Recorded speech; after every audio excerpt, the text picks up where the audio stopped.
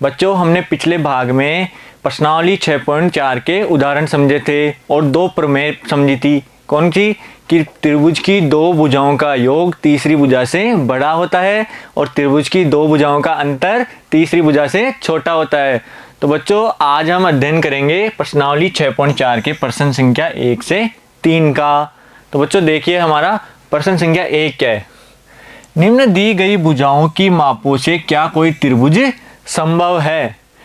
हमें तीन भुजाएं दी रखी है, 2 सेंटीमीटर, 3 सेंटीमीटर और 5 सेंटीमीटर, और ये पूछा है कि क्या इन तीनों से कोई त्रिभुज बन सकता है या नहीं बन सकता है। तो बच्चों हम कैसे डिसाइड करेंगे?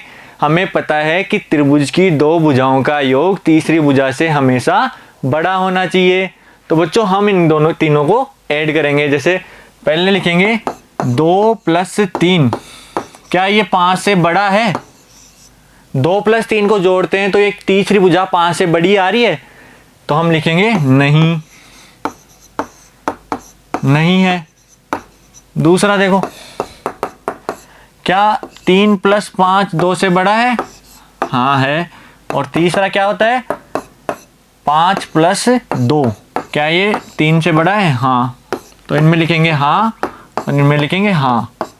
तो बच्चों हमें पता है कि तीनों में ये सिद्ध होना चाहिए कि तीनों में दोनों भुजाओं का योग तीसरी भुजा से बड़ा होना चाहिए। चाहे हम कोई भी भुजा लें, अगर दो भुजाओं का योग तीसरी से बड़ा नहीं आ रहा है, चाहे बराबर हो, लेकिन बराबर हो या छोटा होगा तो वह त्रिभुज नहीं होगा, हमेशा बड़ा होना चाहिए। तो यहाँ देखो बच्चों 2 + 3 5 के बराबर, 5 बराबर आ रहा है, इससे बड़ा नहीं आ रहा। तो हम कह सकते हैं कि इन तीनों से त्रिभुज संभव नहीं है, त्रिभुज संभव नहीं है। इस प्रकार बच्चों हम कोई भी तीन भुजाएं दी हुई हो तो उससे पता लगा सकते हैं कि तीनों भुजाओं से त्रिभुज बनेगा या नहीं बनेगा। अगला क्वेश्चन देखो बच्चों, 3 सेंटीमीटर, 6 सेंटीमीटर और 7 सेंटीमीटर। हमें तीन भुजाएं दी रखी है, 3, 6 और 7 सेंटीमीटर। तो वही तरीका अपनाएंगे हम कि 3 + 6, क्या ये 7 से बड़ा है? तो हम लिखेंगे कि हाँ बड़ा है। 6 + 7, क्या ये 3 से बड़ा है? बच्चों दो भुजाओं का जोड़ करना है और तीसरी भुजा से बड़ा आना चाहिए। अगर बड़ा आ रहा है तो वह त्रिभुज संभव हो सकता है। तो बच्चों देखो ये भी हाँ है।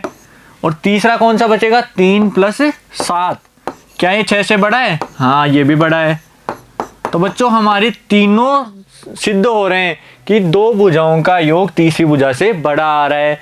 हमने देखा था हर भुजा के लिए हमें करके देखना है, तो हमने तीनों भुजाओं के लिए करके देख लिया, तो हमेशा दो भुजाओं का योग तीसरी भुजा से बड़ा आ रहा है।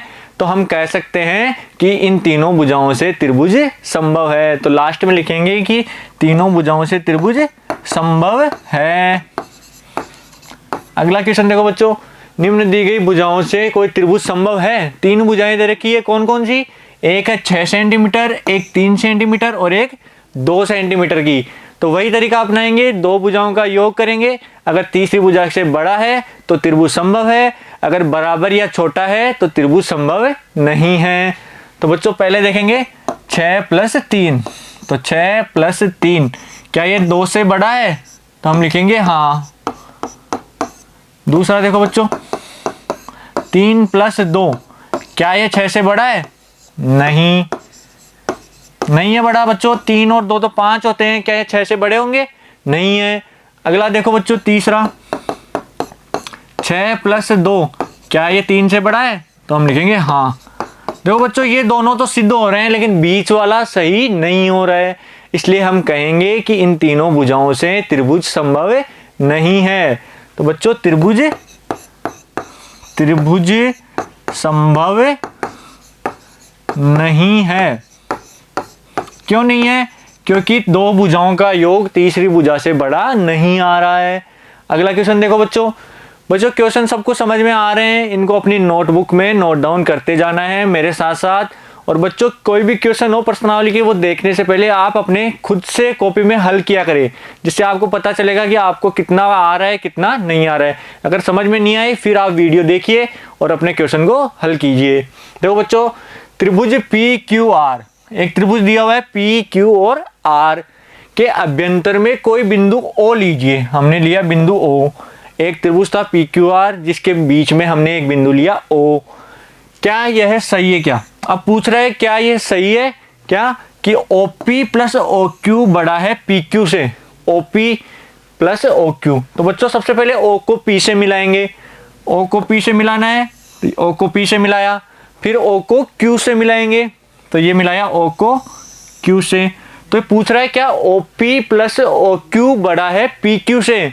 तो बच्चों त्रिभुज देखो, त्रिभुज OPQ कौन सा त्रिभुज है बच्चों? ये वाला OPQ, नीचे वाला त्रिभुज दिख रहा है सबको। इसके अंदर त्रिभुज की दो भुजाएं लेंगे OP और OQ। तो बच्चों त्रिभुज की दो भुजाओं का योग तीसरी से बड़ा होता है। तो हमें पता है कि ये पहले त्रिभुज है तो इसकी दो भुजाओं का योग तीसरी से बड़ा होगा ही होगा। तो बच्चों हम लिखेंगे कि त्रिभुज OPQ में OP प्लस OQ ये दोनों भुजाएं हो गई। अब ये कौन सी भुजा से बड़ा होगा? इसकी तीसरी भुजा से। तो OP प्लस OQ तीसरी भुजा PQ से बड़ा होगा। तो अपनी बात सिद्ध हो गई। क्या OP OQ PQ से बड़ा है? तो हाँ बच्चों, यहाँ OP प्लस OQ त्रिभुज भुजा PQ से बड़ा है, क्योंकि OPQ क्या है? एक त्रिभुज है, दो भुजाओं का योग तीसरी भुजा से बड़ा होता है, इसलिए OP प्लस OQ बड़ा होगा PQ से। अगला देखो बच्चों, क्या OQ प्लस OR बड़ा है QR से? OQ प्लस OR, तो बच्चों O को Q से मिलाएंगे, O को R से मिलाएंगे। तो O को मिलाया पहले Q से और O को मिलाएंगे R से। अब त्रिभुज कौन सा बन रहा है बच्चों? त्रिभुज बन रहा है ROQ। तो बच्चों त्रिभुज बना ROQ। अब हमें पता है ROQ एक त्रिभुज है, तो त्रिभुज में वही गुण होता है कि त्रिभुज की दो भुजाओं का योग तीसरी भुजा से बड़ा होता है। तो बच्चों इसमें OQ और OR भुजा लेंगे, OQ और OR।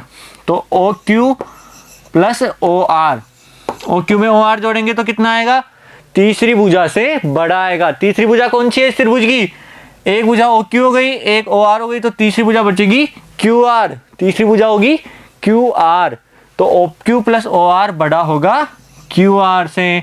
यही तो हमें सिद्ध करना था बच्चों, क्या OQ OR का योग QR से बड़ा है। तो हाँ बच्चों, OQ प्लस OR बड़ा है QR से। ठीक है बच्चों, अगला देखो, एक त्रिभुज दिया हुआ है RPQ। त्रिभुज कौन सा है? RPQ। अब पूछा है OROP बड़ा है RP से। OR और OP का योग RP से बड़ा है, तो O को मिलाएंगे R से और O को मिलाएंगे P से। अब त्रिभुज कौन सा बन रहा है? त्रिभुज बन रहा है ROP। अब त्रिभुज ROP कहाँ है? ये वाला ROP त्रिभुज के अंदर दो भुजाएं लेंगे, कौन सी? OR plus OP। बच्चों देखो OR ये वाली भुजा और OP ये वाली भुजा, इन दोनों भुजाओं का योग तीसरी भुजा से बड़ा होना चाहिए। अब तीसरी भुजा कौन सी बच रही है? PR। तो इन दोनों का योग बड़ा होगा PR, या इसको लिख सकते हैं RP। PR या RP। तो बच्चों यही तो हमें सिद्ध करना था कि OR प्लस OP बड़ा है RP से। तो OR OP बड़ा हो गया RP या PR से। ठीक है बच्चों, समझ में आ रहा है? बच्चों अगर कोई त्रिभुज है, पहले से दिया हुआ है कि त्रिभुज है, तो उसके अंदर दो भुजाओं का योग तीसरी भुजा से बड़ा होगा। और अगर हमें पता है कि तीन भुजाएं हैं और दो भुजाओं का योग तीसरी से बड़ा हो रहा है, तो उनसे एक त्रिभुज भी बना सकते हैं। तो बच्चों अगला क्वेश्चन देखो, त्रिभुज ABC की एक माध्यिका दे रखी है AM। देखो बच्चों त्रिभुज बना हुआ है AB और C, और इसकी एक माध्यिका दे रखी है AM। माध्यिका क्या होती है बच्चों? बच्चों हमने पढ़ा था कि त्रिभुज के किसी शीर्ष से सम्मुख भुजा के मध्य बिंदु को मिलाने वाला रेखाखंड त्रिभुज की माध्यिका कहलाता है। तो शीर्ष A से मध्य बिंदु को मिलाने वाला रेखाखंड क्या है? माध्यिका। यहाँ माध्यिका क्या है? AM, यानी कि M भुजा BC का मध्य बिंदु है। तो बच्चों आगे देखो, बताइए कि क्या AB plus BC plus CA बड़ा है 2AM से। अब बच्चों संकेत क्या दे रखा है कि त्रिभुज ABM और AMC की भुजाओं पर विचार करो। तो बच्चों त्रिभुज कौन सा? ABM। तो एक त्रिभुज तो ये हो गया, और एक है AMC, दूसरा त्रिभुज ये हो गया। तो बच्चों इन दोनों त्रिभुज में देखना, त्रिभुज ABM व त्रिभुज AMC में, इन दोनों के अंदर देखना है हमें। तो बच्चों सबसे पहले पहला त्रिभुज लेंगे, इसके अंदर हमें पता है कि त्रिभुज की दो भुजाओं का योग तीसरी से बड़ा होता है। तो हम लिखेंगे कि AB plus BM, AB plus BM किसके बड़ा होगा? तो बच्चों AB ये भुजा हो गई, BM नीचे वाली भुजा हो गई। अब तीसरी भुजा कौन सी बची? AM। तो दो भुजाओं का योग तीसरी भुजा AM से बड़ा होगा। ये हो गया हमारा समीकरण 1। ऐसे ही बच्चों त्रिभुज लेंगे दूसरा AMC। AMC में देखो बच्चों मैं ले रहा हूँ भुजा AC प्लस MC। बच्चों देखो भुजा AC और भुजा MC, ये दो भुजाएं आ गई। तो तीसरी भुजा कौन सी बची? AM। तो इन दोनों का योग भी बड़ा होगा AM से। ये हो गया हमारा समीकरण 2। अब बच्चों दो समीकरण आ गए तो दोनों को जोड़ देंगे। बच्चों देखो AB plus BM plus MC plus AC greater than AM और AM दो बार हैं तो AM और AM जोड़ के 2AM, तो इसको लिख दूंगा मैं 2AM। अब बच्चों देखो BM और MC, BM और MC दोनों जुड़ रही है और M मध्य बिंदु है, तो BM और MC मिलके क्या हो जाएगा? BC। BM और MC मिलके हो जाएगा BC। तो इन दोनों की जगह मैं लिख सकता हूँ BC। तो इसको लिख देंगे AB plus BC plus AC is greater than 2AM। बच्चों यही तो सिद्ध करना था हमें कि AB plus BC plus CA greater than 2AM। तो बच्चों अगर त्रिभुज में एक माध्यिका है तो इसका हो जाएगा AB plus BC plus AC is greater than 2AM। ठीक है बच्चों, आपको समझ में आया? देखो बच्चों मैं जो भी काम करवा रहा हूँ यहाँ, जो भी क्वेश्चन हल करवा रहा हूँ, उन सबको आप अपनी कॉपी में हाथों हाथ नोट डाउन करना है। बच्चों मैं आशा करता हूँ मेरा पढ़ाया हुआ आज का प्रश्न संख्या 1 से 3 तक तीनों क्वेश्चन आपको अच्छे से समझ में आए होंगे। अगर बच्चों फिर भी कोई कन्फ्यूजन हो रहा है तो आप वीडियो को दोबारा शुरू से देखिए और अगले भाग में हम प्रश्नावली 6.4 के प्रश्न संख्या 4 से आगे सोल्व करेंगे। Thank you.